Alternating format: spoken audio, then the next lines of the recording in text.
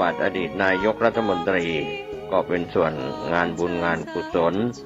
ขอเชิญท่านร่วมทำบุญทอดมหากฐินสามัคคี350วัดตรงกับวันศุกร์ที่8พฤศจิกายนพุทธศักราช2567ช่วงเช้า 9 นาฬิกาเป็นต้นไปณพุทธมณฑลเชียงใหม่อำเภอดอยหล่อจังหวัดเชียงใหม่ได้บุญได้กุศลโดยทั่วหน้ากัน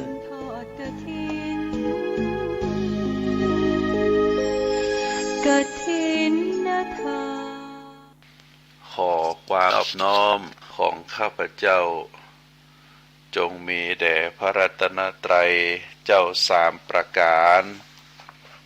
พระรัตนตรัยองค์ที่หนึ่งคือพระพุทธเจ้าพระรัตนตรัยองค์ที่สองคือพระธรรมเจ้าพระรัตนตรัยองค์ที่สามคือพระอริยสังฆเจ้าข้าพระพุทธเจ้าขอเคารพนบนอบกราบไหว้แตบไตรไวสาคุณพระรัตนตรัยเจ้าถึงสามประการด้วยความเคารพสักการะเป็นอย่างยิ่งขอถวายความเคารพพระมหาเถรานุเถระเจ้าคณะพระสังฆาธิการครูบาอาจารย์ตลอดถึงพระภิกษุหนุ่มสามเณรน้อยจุตนจุองค์ขอเจริญพรศรัทธาญาติโยมนักศีลนักบุญผู้ที่กำลังรับฟังรายการทุกท่านต่อจากนี้ไปอาตมาภาพพระครูปริยัติกิจจาภิวัตรสำนักวัดพระสิงห์อำเภอเมืองจังหวัดเชียงใหม่ก็จะได้น้อมนำเอาสารธรรมคติธรรมชาดกธรรมในต่างพระพุทธศาสนามามอบเป็นธรรมบรรณาการอาหารใจคือกับท่านสาธุชนได้พินิจพิจารณาถึงเนื้อหาสาระธรรมคติธรรมชาดกธรรมเหล่านั้นเพื่อที่จะได้ก่อให้เกิดสติปัญญาเกิดบุญบารมีอันเกิดจากการฟังธรรมได้น้อมนำมาประพฤติปฏิบัติเมื่อประพฤติปฏิบัติแล้วก็จะก่อให้เกิดเป็นความสุขซึ่งก็เกิดจากการฟังธรรมการที่มีความรู้ความเข้าใจได้มีความสุขตึงต่างกายและก็ความสุขตึงต่างใจความสุขต่างกายความสุขต่างใจเป็นความสุขที่เกิดจากการประพฤติปฏิบัติพระธรรมคำสอนศีลธรรมกรรมฐานตั้งตนตั้งใจอยู่ในพระสัทธรรมขององค์สมเด็จพระสัมมาสัมพุทธเจ้าก็ถือว่าเฮาท่านทั้งหลายนั้นเมื่อได้เกิดมาพระพุทธศาสนาก็จะได้เอาหลักธรรมคำสอนมาเป็นแนวทางในการประพฤติปฏิบัติมีจุดมุ่งหมายการดำเนินชีวิตที่สำคัญที่สุดก็คือเฮาต้องการให้มีความสุขให้มีวรรณะให้มีกำลังอายุวรรณะสุขภละสี่ประการนี้พระสงฆ์องค์ข้าเจ้าได้ปั่นปอนอำนวยปอนคือท่านสาธุชนขอให้มีความสุขขอให้มีความสุขมีอายุมีกำลังแล้วก็มีวรรณะเฮาทราบเป็นอย่างดีว่าตัวตนของเฮาประกอบไปด้วยสองส่วนที่หนึ่งก็คือส่วนร่างกายส่วนที่สองก็คือส่วนจิตใจร่างกายเป็นเรื่องของสังขารธาตุสี่ที่ได้ปรุงแต่งขึ้น ดินน้ำลมไฟประกอบกันเข้าเป็นตัวเป็นตนของเฮาส่วนแหมส่วนหนึ่งนั่นก็คือส่วนจิตใจส่วนจิตใจเป็นเรื่องของนามธรรมเป็นเรื่องของความรู้สึกจิตใจต้องอาศัยร่างกายถ้าบ่มีร่างกายจิตใจก็บ่สามารถไปสั่งไผทำได้ที่สั่งร่างกายทำได้ก็เพราะว่าจิตใจนั้นสามารถบังคับในส่วนของร่างกายคือทำตามความต้องการของจิตใจในส่วนของร่างกายก็เช่นเดียวกันที่เดินเหินอู้ทำโน่นทำนี่ก็เพราะว่ามีจิตใจบงการสั่งการอยู่เมื่อเป็นลักษณะแบบนี้สิ่งที่เราจะต้องดูแลก็ถือว่าเป็นการดูแลถึงสองส่วนเพราะมีความสำคัญถ้าร่างกายทนสภาพบ่ได้ร่างกายได้ถึงการสูญสลายธาตุสี่ธาตุดินธาตุน้ำธาตุไฟธาตุลมสูญสลายไปก่อนจิตใจก็บ่สามารถบ่มีที่สิ่งสถิตอยู่ได้จิตใจก็จะต้องออกจากร่างกายไปเมื่อจิตใจออกจากร่างกายไปเราเรียกว่าจุติก็เมื่อออกจากร่างกายเก่าไปแล้วก็จะต้องไปปฏิสนธิในร่างกายใหม่ในภพภูมิใหม่อันนี้เป็นเรื่องที่เฮาท่านทั้งหลายทราบกันดีซึ่งเฮาเรียกว่าสังสารวัฏสังสารวัฏหรือวัฏสงสารเป็นการเวียนว่ายตายเกิดเวียนว่ายตายเกิดเมื่อมีเกิดก็มีตายเมื่อมีตายก็มีเกิดคนเฮาเมื่อเกิดมาจากละอ่อนน้อยแล้วก็ไปสู่ความเป็นคนใหญ่คนแก่มาถึงวันสุดท้ายมาก็จะถึงแก่หมดอายุไขก็เป็นลักษณะแบบนี้เมื่อใจได้จุติหรือเคลื่อนออกจากร่างกายแล้ว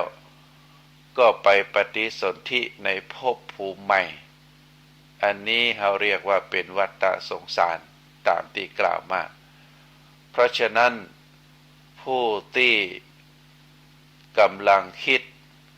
กำลังพิจารณาเรื่องราวตามที่อู้มาก็ฮือเข้าใจว่า ตัวตนของเฮานั้นจะต้องดูแลจะต้องรักษาจะต้องพัฒนาฮือไปถึงส่วนที่จะต้องฮือมีการพัฒนาไปถึงสูงสุดโดยมีหลักก็คือพระธรรมคำสอนขององค์สมเด็จพระสัมมาสัมพุทธเจ้าท่านสาธุชนทั้งหลายร่างกายของคนเฮานั้นนอกจากจะเป็นไปตามกฎไตรลักษณ์ก็คือเป็นกฎอันที่หนึ่งเรียกว่าอนิจจังก็คือความบ่เที่ยงแท้แน่นอนมีการเปลี่ยนแปลงอยู่ตลอดเวลาเพราะฉะนั้นการเปลี่ยนแปลงของร่างกายก็เป็นไปตามหลักสัจธรรมตามวัยเมื่อเกิดมาใหม่ก็ต้องอาศัยเข้าป่าอาหารการพักผ่อนการออกกำลังกายก็ได้เจริญเติบโตขึ้นจนถึงจากทารกเป็นเด็กจากเด็กเป็นหนุ่มสาวจากหนุ่มสาวก็เข้าสู่ความเป็น ผู้ใหญ่ เมื่อเลยวัยผู้ใหญ่ไปก็จะเป็นวัยชราก็เป็นหลักสัจธรรมแบบนี้ส่วนของจิตใจในอันที่สองกฎไตรลักษณ์นอกจากจะบ่มีความเที่ยงแท้แน่นอนเป็นอนิจจังแล้วอันที่สองก็คือเป็นทุกขังเป็นความทุกข์เอาชีวิตของเฮาเป็นเกณฑ์ถามว่าอายุเฮาถึงขนาดนี้ในวัยนี้เฮามีความทุกข์ก่อได้ประสบความทุกข์มากี่อย่างกี่ประการหลายผู้หลายคน ก็อาจจะตอบว่าในชีวิตของตัวเฮานั้นได้ประสบกับความทุกข์มากมายหลายอย่างความทุกข์ในแต่ละวันตั้งแต่ตื่นมาจนถึงเข้านอนถามว่าในวันหนึ่งนั้นเฮามีความทุกข์เรื่องอย่างพ้องหลายผู้หลายคนก็ตอบว่าหนึ่ง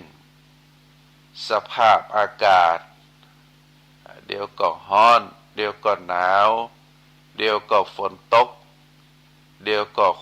หมอกควันนักบางทีก็ร้อนบางช่วงก็หนาวเมื่อเฮาร้อนเฮาก็ซอกหาที่เย็นเมื่ออากาศหนาวเฮาก็ซอกหาที่อบอุ่นเมื่อหมอกควันนักเฮาก็ต้องซอกหาเครื่องปรับอากาศเครื่องฟอกอากาศในเวลาตื่นเจ้าเมื่อเฮาหิวเฮาก็จะต้องเสาะเข้าป่าอาหารในแต่ละวันอย่างน้อยก็3 มื้อสำหรับรับประทานอาหารเมื่อหิวกาแฟก็ต้องเสาะหากาแฟเมื่อหิวน้ำเมื่ออยากหันอยากนี่ก็จำเป็นต้องเสาะแสวงหาอย่างเป็นต้น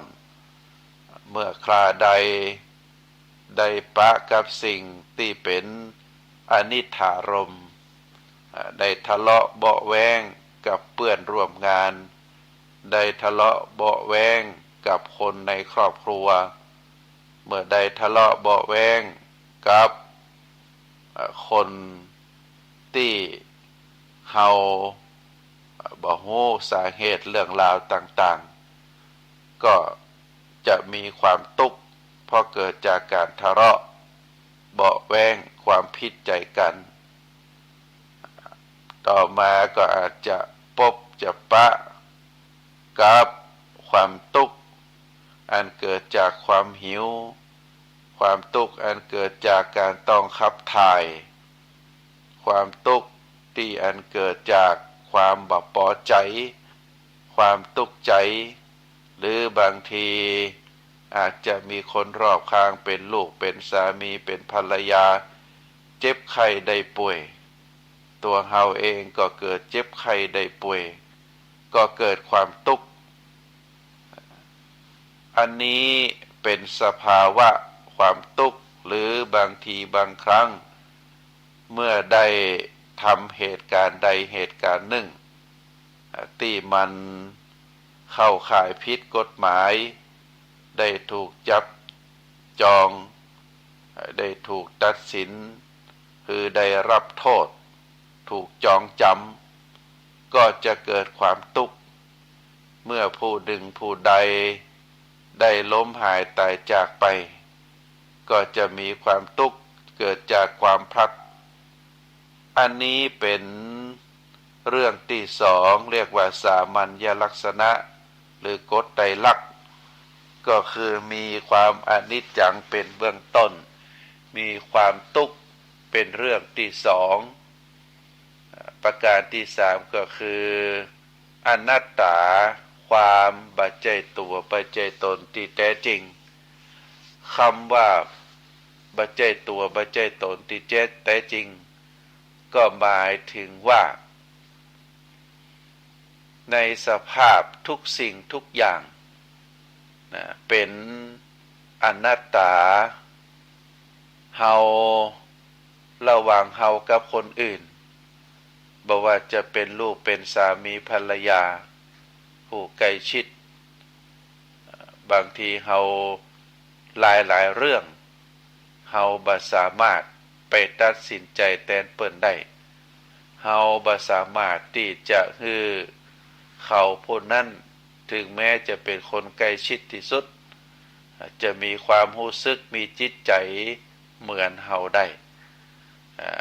อันนี้เป็นอนัตตาเป็นอนัตตาบ่สามารถจะบังคับให้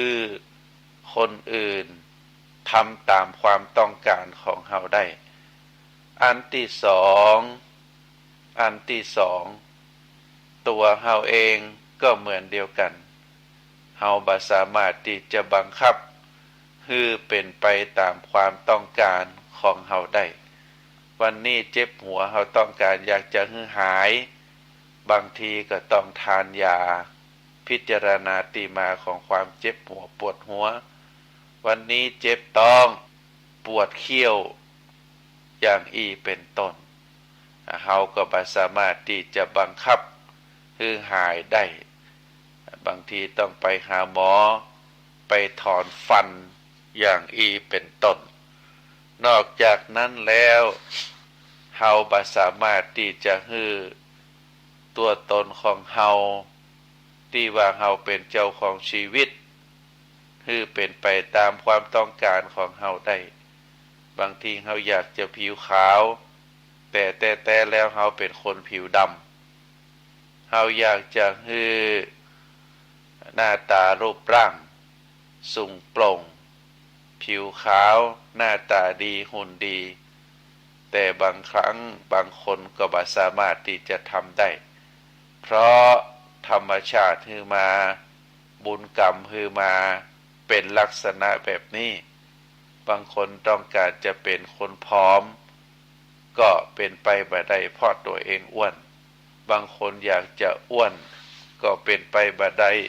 เพราะตัวเองเป็นคนขาวลักษณะแบบนี้บางทีบางครั้งบุคคลคนหนึ่งก็อยากจะให้ตัวเองเป็นหนุ่มเป็นสาวอยู่ตลอดเวลาบ่อยากจะให้มีผิวพรรณตกกระบ่อยากจะให้มีฟันหลุดหล่อนบ่อยากจะให้มีตาฝ้ามัวบ่อยากจะให้มีผมขาวบ่อยากจะให้มีหลังก้งหลังงอก็บ่สามารถที่จะทำได้เพราะว่าร่างกายนั้นเป็นอนัตตาไปตามธรรมชาติของร่างกายที่เกิดขึ้นมาเป็นไปตามสังขารเป็นไปตามวัยเป็นไปตามอายุเพราะฉะนั้นสิ่งที่เราต้องระมัดระวังก็คือเรื่องสรรพสิ่ง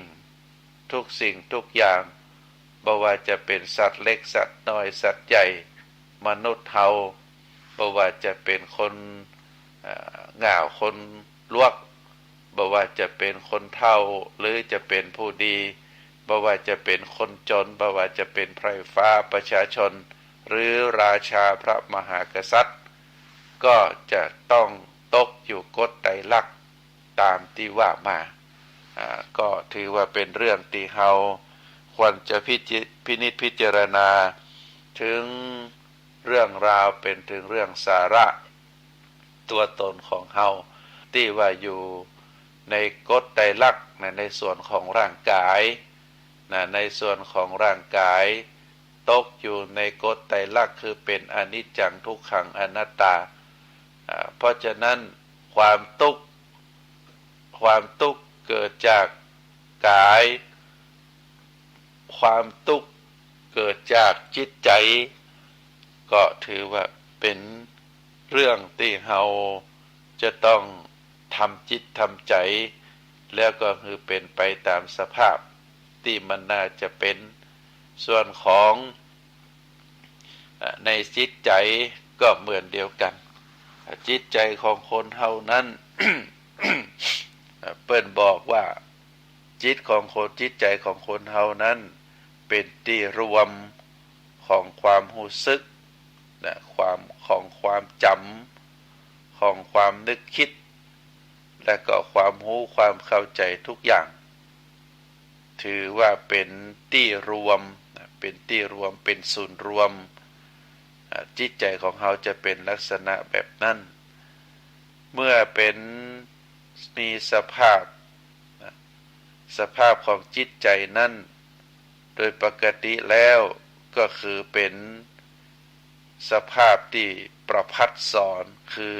พุทธผ่องบ่ได้ขุ่นมัวมาตั้งแต่เดิมแต่ต่อมาจิตใจของเฮานั้น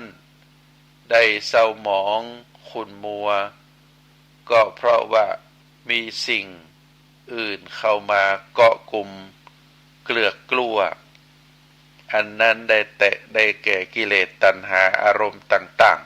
ๆกิเลสตัณหาเข้ามาสู่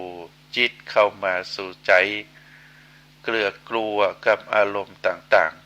ๆท่านเปรียบจิตเหมือนกับน้ำที่ใสสะอาดแต่มากลายเป็นน้ำสีอื่นอาจจะเป็นน้ำเหลืองน้ำแดงน้ำสีเขียวน้ำสีด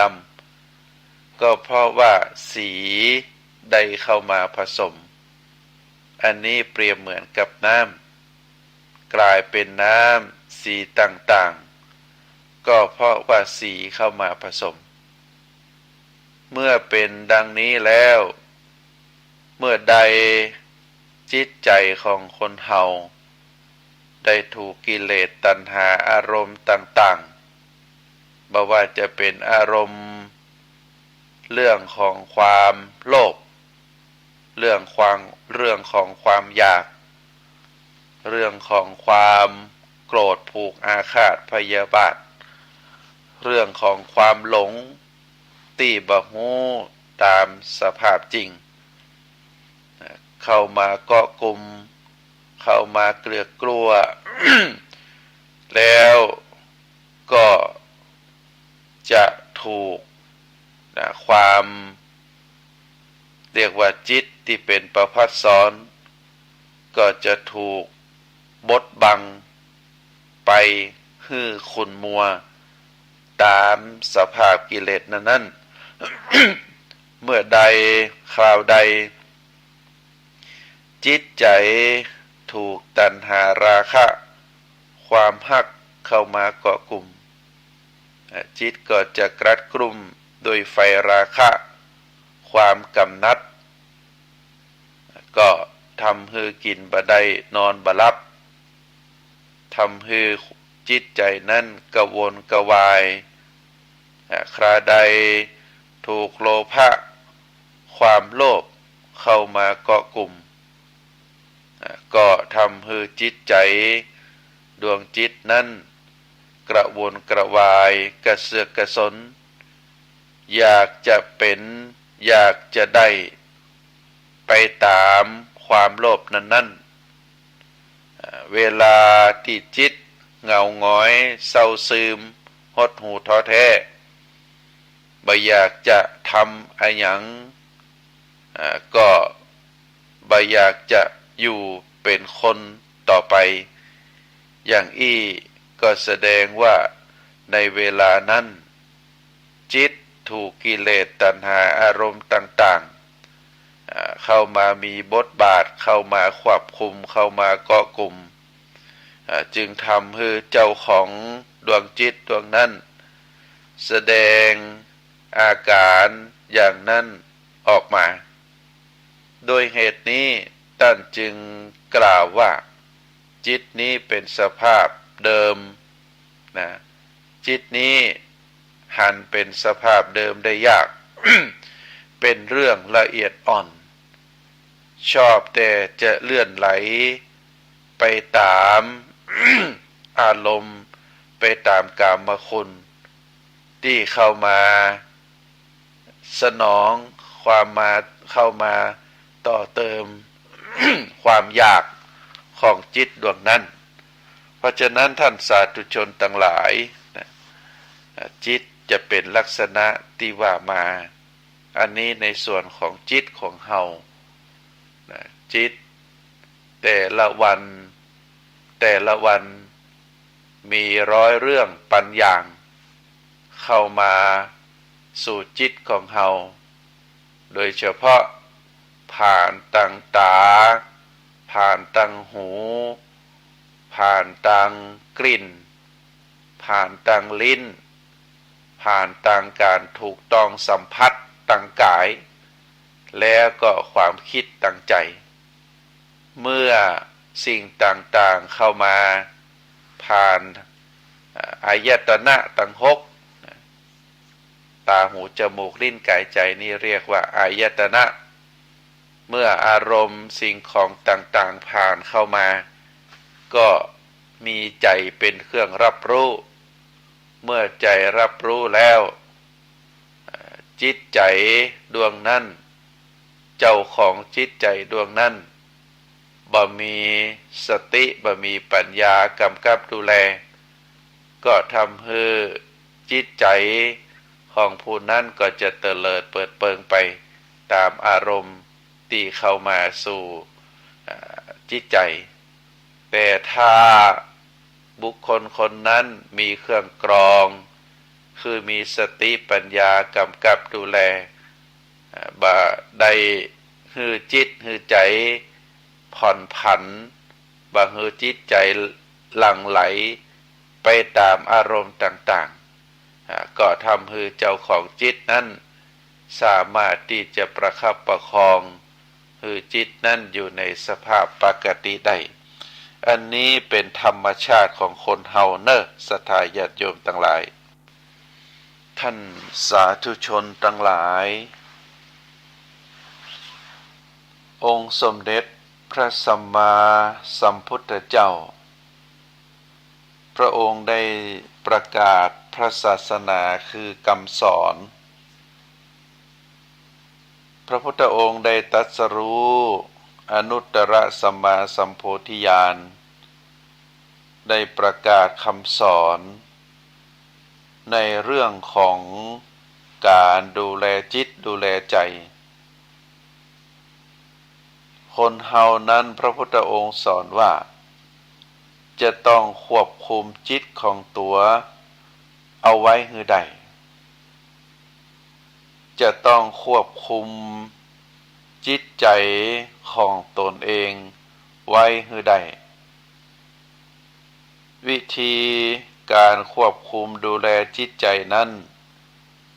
มีหลายวิธีมีหลายอย่างมากมายแต่ที่เราเรียกรวมๆกันว่าการทำสมาธิซึ่งเป็นวิธีการควบคุมจิตโดยใจสติเป็นตัวสื่อคือทำสติให้มั่นคงการดูจิตของตัวเก่าจะต้องกำกับจะต้องดูแลอยู่ตลอดเวลาว่ามีความรู้สึกจะใดกำลังรู้สึกจังใดกำลังคิดอะหยังกำลังฮู้อะหยังเป็นเรื่องที่ดีหรือเป็นเรื่องที่บ่ดีชอบหรือบ่ชอบจะใดเป็นต้นฝึกทำจิตให้เหมือนกับยามที่เฝ้าหมู่บ้านซึ่งจะต้องรู้อยู่เสมอว่าจะต้องสังเกตจะต้องดูแลว่าจะมีขโมยหรือสิ่งแปลกปลอมอันยังกำลังเข้ามาในบ้านเมื่อความรู้สึกเป็นลักษณะแบบนี้ ก็คือจะต้องตื่นตัวจะต้องมีสติอยู่ตลอดเวลาฝึกจิตฝึกใจ ฮือเหมือนกับยามที่คอยเฝ้าบ้านยามจะต้องบัลลับจะต้องเดินตรวจว่ามีอะไรอย่างภัยเข้ามาจะใดยามเฝ้าบ้านยามเข้าเฝ้าหมู่บ้านก็จะต้องหู้จะต้องมีบัตรอย่างนี้เราเรียกว่าเป็นสิ่งที่เราท่านทั้งหลายจะต้องดูแลเมื่อความทุกข์เข้ามาที่จิตก็คือรู้ว่านี่คือทุกข์เมื่อความหดหู่ท้อแท้ความผิดหวังความเศร้าใจเสียใจเข้ามาสู่จิตก็คือรู้ว่าอันยังเป็นอันยังควรคือเข้ามามีอำนาจบังคับบัญชาจิตหรือไม่หรือจะต้องกำจัดออกไปอย่างใดฝึกจิตฝึกใจฝึกคือมีสติเกิดขึ้นฝึกสติคือเกิดความเคยชินในเรื่องอย่างนั้นอย่างนี้ก็จะควบคุมจิตหรือควบคุมความรู้สึกนึกคิดต่างๆได้ตลอดเวลาเมื่อการควบคุมจิตได้แล้วความสุขก็จะตยมาเพราะกิเลสตัณหาอารมณ์ต่างๆก็จะถูกกำจัดออกไปหรือถูกปล่อยวางโดยสติที่รู้เท่าทันโดยสติที่รู้เท่าทันด้วยการกำจัดออกไปหรือถูกปล่อยวางเหมือนน้ำที่สกปรกด้วยสีต่างๆเมื่อถูกกำจัดความสกปรกออกไปน้ำนั้นก็จะใสสะอาดตามสภาพเดิมของตนฉันใดฉันนั้นความจริงท่านสาธุชนทั้งหลายความสุขในชีวิตของคนเฮานั้นท่านบอกว่าเป็นเรื่องที่หาได้บ่ยากถ้าหากรู้จักระวังรักษาจิตควบคุมจิตให้ดีโดยบ่ได้ให้จิตนั้นไปยึดเกาะหรือไปยอมตกเป็นทาสของกิเลสตัณหาอารมณ์ต่างๆที่เกิดขึ้นบอกว่าอารมณ์ที่จะเข้ามาทางตาหูจมูกลิ้นกายใจอย่างใดอย่างหนึ่งก็บังคับให้จิตปล่อยวางไอ้หยังที่เข้ามาทำให้เกิดความทุกข์ความระทมขมขื่นเฮาก็ห้ามเฮาก็ปล่อยวางป้องกันบ่ให้กิเลสอารมณ์ตัณหาต่างๆเข้ามาเกาะกลุ่มติดจิตใจเฮาระมัดระวังจิตใจของเฮาปล่อยวางสลัดออกไปสามารถที่จะให้เกิดความสุขเข้ามาแทนที่ได้แต่ที่เฮามีความทุกข์มีความระทมขมขื่นทุกเมื่อเชื่อวันตลอดวันตลอดสัปดาห์ตลอดเดือนบางทีก็เป็นหลายปีท่านบอกว่าเพราะจิตนั้นบ่ปล่อยวางอารมณ์ต่างๆที่เป็นเหตุให้ความทุกข์ความระทมเกิดขึ้นนั่นเองเพราะจิตบ่ปล่อยวางอารมณ์ต่างๆที่เป็นเหตุให้เกิดความทุกข์ความระทมนั่นเองถ้าปล่อยวางได้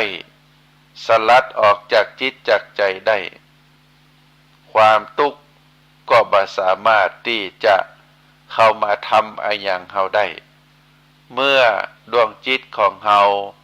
ปราศจากความทุกข์ดวงจิตก็จะเป็นดวงจิตที่มีความสุขความสุขอยู่บ่ไกลเกินเอื้อมความสุขอยู่บ่ห่างจากตัวเฮาความสุขเกิดจากการปล่อยวางเกิดจากการทำใจเกิดจากการป้องกันโดยใจสติปัญญาเป็นเครื่องกำกับอันนี้เป็นแนวทางที่องค์สมเด็จพระสัมมาสัมพุทธเจ้าพระพุทธองค์ได้สอนคือเจ้าพุทธเฮาในเรื่องการตามดูจิตตามดูใจในการทำให้จิตใจเป็นสมาธิทำให้จิตใจเกิดความสุขโดยการปล่อยวางเรื่องราวต่างๆมีปัญญากำกับดูแลรอบรู้คือรู้เท่าทันหูเท่าทันจิตหูเท่าทันใจหูเท่าทันอารมณ์ต่างๆที่เข้ามาทางหูจมูกลิ้นกายใจบ่าเอาจิตไปยึดกุมกับอารมณ์ทั้งหลายเหล่านั้นมีความปล่อยวางมีสลัดสิ่งต่างๆออกจากจิตจากใจไปแล้วก็จิตใจจะเป็นจิตใจดวงที่สงบเป็นจิตใจที่สะอาดบริสุทธิ์เป็นความสดใสเพราะเป็นจิตใจบ่ขุ่นมัวอันนี้ก็ฝากคือศรัทธาญาติโยมได้พินิจพิจารณาท่านสาธุชนทั้งหลาย ในประวัติของพระสาวกรูปหนึ่งอยากจะอัญเชิญมากล่าวมาเล่าให้ท่านสาธุชนได้ฟังนามของพระสาวกท่านนั้นชื่อว่าพระโสนกุติกนะพระโสนกุติกนะนั้นเป็นบุตรของอุบาสิกาชื่อว่ากาลีแห่งเมืองราชคฤห์เดิมชื่อว่าโสนะแต่เพราะท่านชอบประดับหูของท่านโดยเครื่องประดับที่มีมูลค่ามีราคาถึง1 โกฏจึงได้นามเพิ่มเติมเข้ามาว่ากุติกนะเข้ามาตั้งหลังชื่อจากที่ชื่อเดิมว่าโสนะก็เลยได้ชื่อเต็มว่าโสนกุติกนะ ในสมัยที่พระเถระชื่อว่าพระมหากัจจายนะอาศัยอยู่ที่ภูเขาชื่อว่าปวัตตะแขวงเมืองกุรุขระในแคว้นอวันตีมารดาของท่านโสนกุติกนะนั้นเป็นอุบาสิกาได้ให้การบำรุงอุปถากแก่ท่านเมื่อโสนกุติกนะกุมารได้เจริญเติบโตขึ้นได้มีโอกาสฟังธรรมจากพระเถระที่นามว่าพระมหากัจจายนะอยู่บ่อยๆแล้วก็เกิดศรัทธาแสดงตนเป็นอุบาสกขอถึงพระรัตนตรัยเป็นที่พึ่งแล้วก็ปวารณาตัวเป็นอุปถากของท่านพระมหากัจจายนะตยท่านสาธุชนทั้งหลายจากประวัติในเบื้องต้นของท่านนั้นท่านเกิดมาในตระกูลหรือว่าในครอบครัว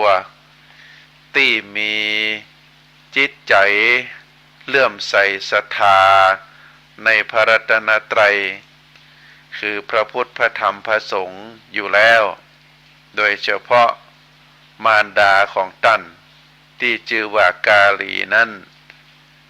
มารดานั้นเป็นอุบาสิกา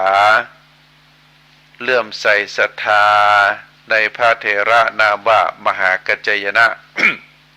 ได้ดูแลได้อุปถากบำรุงปฏิบัติปัดปูโดยเฉพาะเรื่องเข้าป่าอาหารคือพระมหากัจจยนะเมื่อลูกบ่าวที่ชื่อว่าโสนกุติกนะเจริญเติบโตขึ้น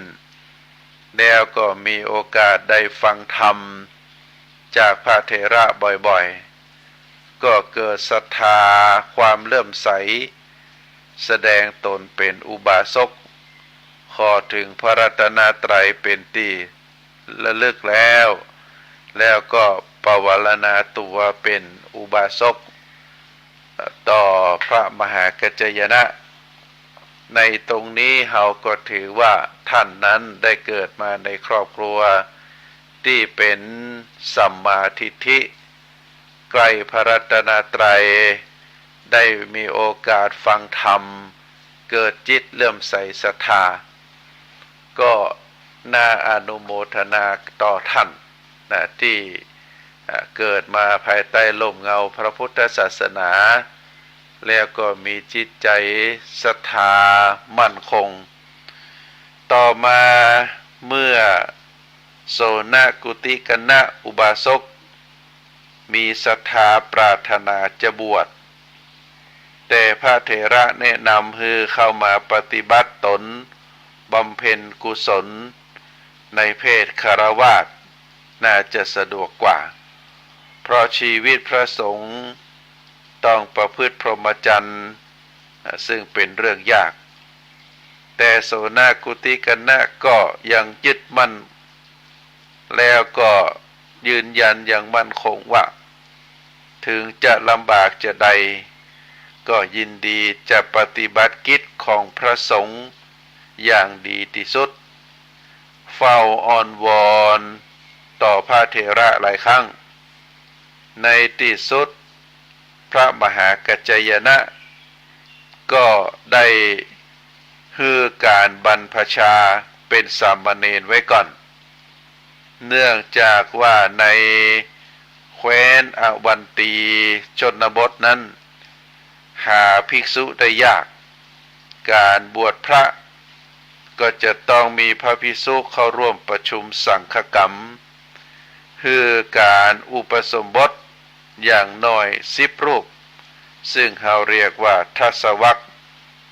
ท่านจึงเป็นสามเณรอยู่เป็นเวลาถึง3 ปีกว่าที่จะมีพระภิกษุครบจำนวนทำการอุปสมบทได้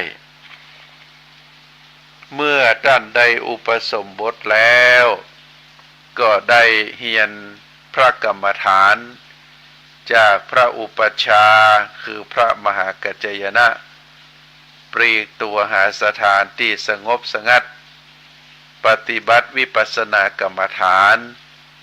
ก็ได้สำเร็จเป็นพระอรหันต์สิ้นกิเลสอาสวะทั้งปวงในพรรษานั้นครั้นออกพรรษาแล้วท่านมีความประสงค์จะเข้าเฝ้าองค์สมเด็จพระสัมมาสัมพุทธเจ้าเพราะท่านยังบังเกยได้เฝ้าพระพุทธองค์เลย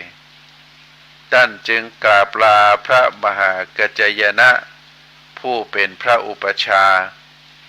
พระเถระก็อนุญาตและได้ฝากความไปกราบทูลต่อองค์สมเด็จพระผู้มีพระภาคเจ้าเพื่อขอแก้ไขพระวินัยอันเป็นพุทธบัญญัติบางประการซึ่งบ่สะดวกแก่พระสงฆ์ผู้อยู่ในเมืองกุรุขละแคว้นอวันตีรวมทั้งหมด5 ประการอันนี้ก็ถือว่าเป็นเรื่องที่เกิดขึ้นกับชีวิตของท่านเมื่อพระโสนกุติกนะได้เดินทางมาถึงพระวิหารเชตวันแล้ว ก็ได้เข้ากราบถวายบังคมองค์สมเด็จพระสัมมาสัมพุทธเจ้าเมื่อพระพุทธองค์ได้ทรงปฏิสันถานตรัสทายกับเธอโดยสมควรแล้วเธอก็ได้กราบทูลตามที่พระอุปชาได้สั่งมาเมื่อพระพุทธเจ้าทรงสดับรับทราบความยากลำบากของหมู่พระภิกษุในชนบทแล้วก็ทรงอนุญาตตามที่ขออนุญาตมาทุกประการพระโสนกุติกนะ ได้เข้ารับพักอาศัยในเชตวันมหาวิหารพระผู้มีพระภาคมีพระดำรัสรับสั่งพระอานนท์เถระได้จัดสถานที่คือพระโสนกุติกนะนั้นพักค้างแรมในพระคันธกุฎีร่วมกับพระองค์ในเวลาใกล้รุ่งของราตรีนั้นองค์สมเด็จพระสัมมาสัมพุทธเจ้าได้รับสั่งให้ท่านพระโสนกุติกนะแสดงพระธรรมเทศนาให้พระองค์ได้สดับรับฟังพระโสนกุติกนะก็ได้น้อมรับสนองพุทธดำรัสด้วยการแสดงพระสูตรอันแสดงถึงวัตถุ8ประการโดยเสียงไพเราะเมื่อจบพระธรรมเทศนาพระสูตรนั้นแล้วพระพุทธองค์ได้ตรัสอนุโมทนาสาธุการชมเชยในความสามารถของท่านและได้ยกย่องท่านในตำแหน่งเอกอัครผู้เลิศกว่าภิกษุทั้งหลายในต่างผู้มีวาจาไพเราะผู้แสดงธรรมด้วยถ้อยคำไพเราะพระโสนกุติกนะได้อาศัยพักอยู่ในสำนักขององค์สมเด็จพระสัมมาสัมพุทธเจ้าในเชตวันมหาวิหารพอสมควรแก่เวลาได้กราบทูลลากลับไปยังสำนักของพระมหากัจจยนะผู้เป็นพระอุปชฌาย์ในแคว้นอวันตีกราบเรียนรายงานผลการเข้าเฝ้าคือพระมหาเถระได้รับทราบทุกประการและท่านก็ยังได้แสดงพระธรรมเทศนาที่แสดงถวายแก่พระพุทธองค์ฮือโยมมารดาได้ฟังตยเป็นการเพิ่มพูนศรัทธาความเชื่อและประสาทะความเลื่อมใสต่อโยมมารดาของท่านแห่มตยอันนี้เป็นประวัติของพระภิกษุสงฆ์ที่เป็นพุทธสาวกรูปหนึ่งนามว่าโสนกุติกนะได้รับเอตทัคคะว่าผู้มีวาจาไว้ไพเราะเพราะท่านได้วางจิตวางใจอยู่ในหลักการของพระพุทธศาสนาภายใต้การดูแลของโยมมารดาและภายใต้การอบรมสั่งสอนของพระอุปชฌาย์นามว่าพระมหากัจจยนะเพราะฉะนั้นผลที่จึงเกิดมาจากการประพฤติปฏิบัติอยู่ในศีลอยู่ในธรรมอยู่ในวิถีชีวิตของเจ้าพุทธแล้วก็เกิดความเริ่อมใสศรัทธาขอบรรพชาและได้รับการอุปสมบท